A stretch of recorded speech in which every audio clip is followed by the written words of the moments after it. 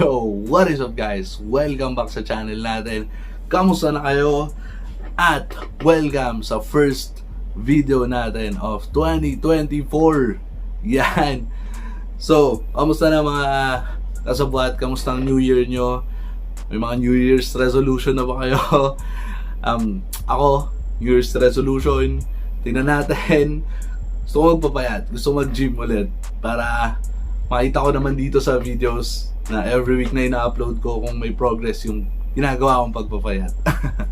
Yun. By the way, kung bago ka sa channel na to or kung hindi ka pa nakasubscribe, subscribe ka na at click mo na rin yung bell icon para nanonotify ka tuwing may bago tayong video. Dahil every Saturday, 7 PM, nag-upload tayo ng bagong video. Okay? At ano nga ba ang pag-uusapan natin ngayong araw? Eto, isa to sa may pinakamaraming tanong, no? So, ang tanong is, kasabwat, bakit yung tattoo ko is ang daming bootleg? Bakit yung tattoo ko ay may tigyawat or pimple? Yan. Bakit yung tattoo ko luma na pero parang umbok-umbok? Yun, ano bang ibang words nun? Bumpy yung tattoo. Ang daming nagtatanong. So, bago tayo magsimula, intro muna.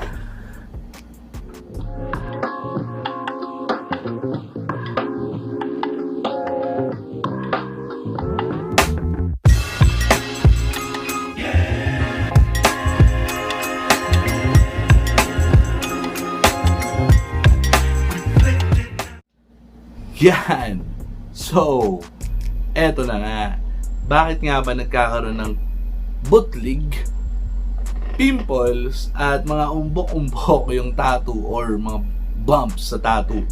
Yan, sagutin natin yan, no? Eto, maikling video lang to kasi mabilis na sagot lang yung may bibigay ko dito. Pero, let's start muna dun sa tattoo. Okay? Again, gusto ko lagi magsimula sa pinanggalingan ng problema. Okay?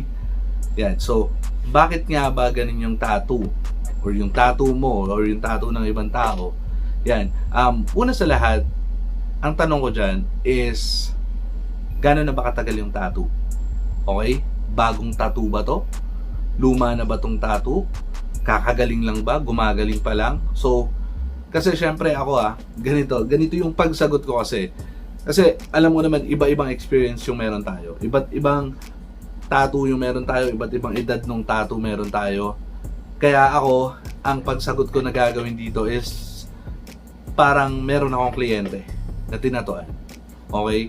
Yan. So, ang tanong kasi dyan, eto guys bago tayo magsimula, kapag nangyari yan sa tattoo nyo, especially kung bago pa lang, I suggest you contact your tattoo artist para mas magka-idea kayo. Kasi syempre, baka mamaya isipin nyo, yung binibigay kong sagot dito, iba't iba doon sa sinabi ng tattoo artist ko. Syempre, hindi ko naman kayo na-interview, hindi ko naman kayo natanong para malaman kung ano talaga yung naging dahilan nung mga tigyawat sa tattoo or pwedeng infection ba to, pwedeng allergies ba to, diba? So, I suggest kausapin nyo muna si tattoo artist nyo bago kayo mag-search ng mga ganito.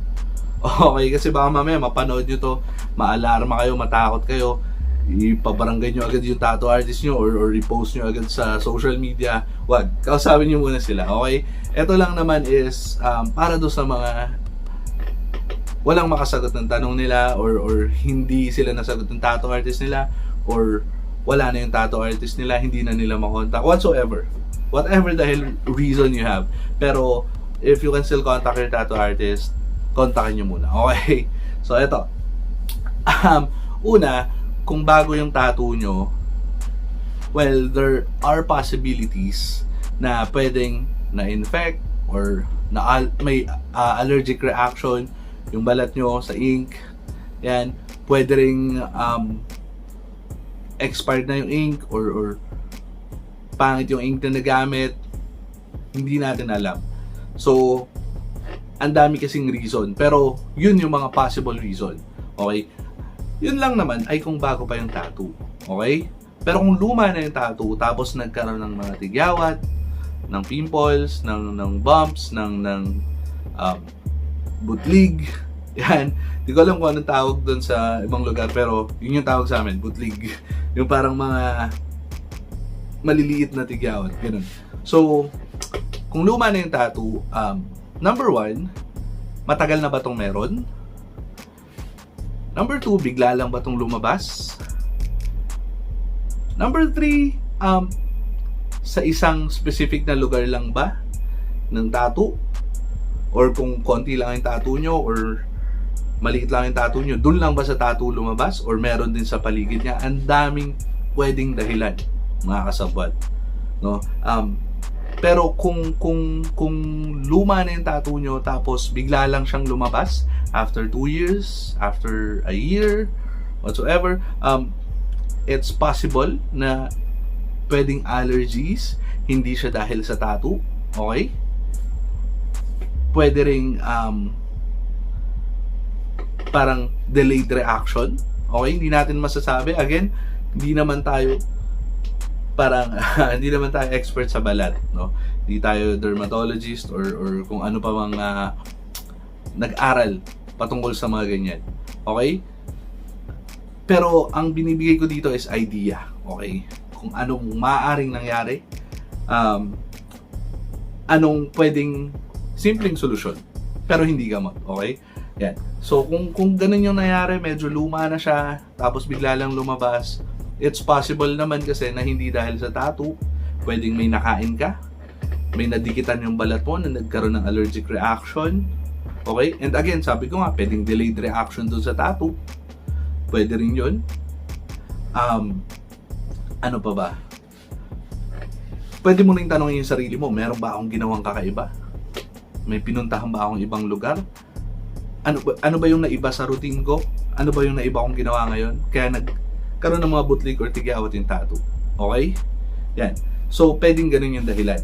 At kung ganun yung dahilan na bigla lang siyang lumabas, you can consult a doctor or dermatologist para magka-idea ka kung ano nga ba nangyari sa balat mo. Kasi baka mamaya hindi siya sa tattoo, sa balat mo lang. Okay? But if it's showing up on just the tattooed area, marami ding possibilities, no? Again, hindi ko lahat masasagot yan, mga kasabwat. Binibigyan ko lang kayo ng idea para hindi kayo magpanic, para hindi kayo maalarma kung anong nangyayari sa tattoo nyo. Pero, ayun, ano pa nga ba? Sa tigyawat kasi or pimple, it's possible na parang sa mukha din yan eh. Ang mga madalas kong tinatanong dyan, madalas ka bang tinitigyawat sa mukha? Baka ganun din sa balat. Are you taking in medications or parang change of lifestyle? Diba? Pwede rin kasi yun. Kasi halimbawa, sa mga nag-gym, and kapag bigla kang uminom ng mga supplements, bigla kang nagkakatigyawat sa katawan. Diba? Pwede yun. Sa mga babae naman, ewan ko kung totoo, pero kapag daw magkakaroon ng buwan ng dalaw, nagkakaroon ng tigyawat, pwede rin yun. Kasi minsan hindi lang naman sa mukha yan. What else? Meron ka bang skincare? Nagpalit ka ba ng sabon? Nagpalit ka ba ng skincare na ginagamit sa katawan? Or hindi ka ba laging naliligo? Or nakapaligo ka ba sa ibang lugar na hindi sanay yung katawan mo sa tubig? Or baka madumi yung tubig? Diba? Ang daming dahilan. At again, yung tattoo kasi, it's already a scar tissue. So, mas sensitive siya sa normal na balat. Yan. Kaya, maraming pwedeng maging dahilan. Okay? Ano pa?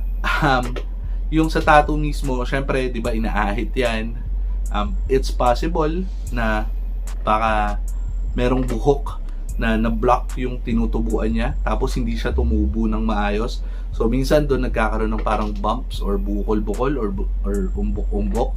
Yan. Pwede rin na yung tattoo mo is masyadong malalim yung gawa, na nagkaroon siya ng parang keloids na mga linya. Ganun. Nagsugat siya nung pinapagaling mo, kaya nagkabukol-bukol. Yan. Allergies din.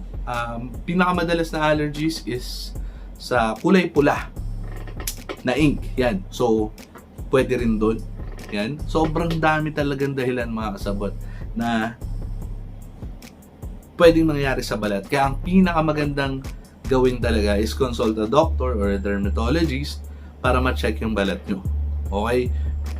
Yun lang naman ay kung luma na yung tattoo nyo or talagang bigla lang siyang nangyari. Kung eto namang mga butlig-butlig na to or yung mga tigawat is mula lang nung nilagay yung tattoo hanggang pinabayaan mo lang, di mo pinapansin kasi hindi naman masakit. Maabot ng 1 year na, 2 years na, hindi pa rin nawawala yung mga butlig-butlig or tigyawat, it's possible na baka allergic ka dun sa ink. Yan, kasi iba-iba tayo ng katawan eh. Pwedeng yung allergic reaction mo hindi naman ganun kalala, pero nakakapa mo siya, 'di ba? Pwede rin namang talagang ganun yung balat mo. Hindi mo lang siya napapansin noon na marami siyang butlig-butlig kasi nga wala ka namang tattoo, hindi mo tinitingnan yung balat mo, hindi ka nag-skincare kasi nga hindi mo naman pinapansin. Siyempre tayong mga lalaki, hindi naman tayo sobrang maarte sa balat. So napansin mo na lang siya nung may tattoo na kasi siyempre binibigyan mo na ng atensyon yung balat kasi may tattoo. So doon mo lang napansin. Baka mamaya matagal na palang meron, hindi mo lang siya napapansin. Yun. So there's a lot of reason pag nagkakaroon ng butlig or tigyawat yung tattoo. Pero hindi naman siya ako based sa knowledge ko sa mga nakita ko, na experience ko, hindi naman siya ganun ka, parang hindi naman siya masama para sa'yo, sa balat mo or sa tattoo. Unless yung tigyawat is masyadong malaki. Yan, pwedeng magsugat yung tattoo, magkaroon ng peklat or mabawasan ng ink doon sa spot na nagkaroon ng malaking tigyawat. Pero kapag bago talaga yung tattoo, tas may mga ganun na nakikita mo, consult your artist na agad or a doctor kasi pwedeng allergic reaction to. Kasi hindi talaga siya normal if bago yung tattoo or pinapagaling pa lang. Pero kung luma na yung tattoo, tapos may mga ganun kang napapansin, ako kasi personally, nagkaroon ng mga butlig yung iba kong tattoo. Hinayaan ko lang. Nawala naman. Yun. Sabi ng iba, sa lamig. Pag malamig daw, meron. Hindi ko din sure kasi naka-aircon ako dito sa kwarto. Pag malamig, wala naman siya. Yung iba naman sabi, pag mainit, nagpapawis, nagkakaroon. Hindi natin alam. Iba-iba tayo ng katawan. But, what I'm saying here is, huwag ka masyadong matakot, huwag kang kabahan. Iniiwasan lang natin dito is, baka mamaya, i-post mo si tattoo artist. No? Lalo ngayon, sobrang laki ng impluwensya ng social media. Ayaw nating mangyari yun. So, ayun lang naman, mga kasabwat. Alam ko, hindi ganun ka linaw or hindi ko naman talaga nasagot. Pero, what I just want to happen here is magka-idea kayo sa mga pwedeng mga nangyayari, pwede natin gawin para sa mga ganong sitwasyon. Okay, yun lang. Again, kung bago ka sa channel na to, or kung hindi ka pa nakasubscribe, subscribe ka na at click mo na rin yung bell icon para na-notify ka tuwing may bago tayong video. Okay, yun lang. Peace out.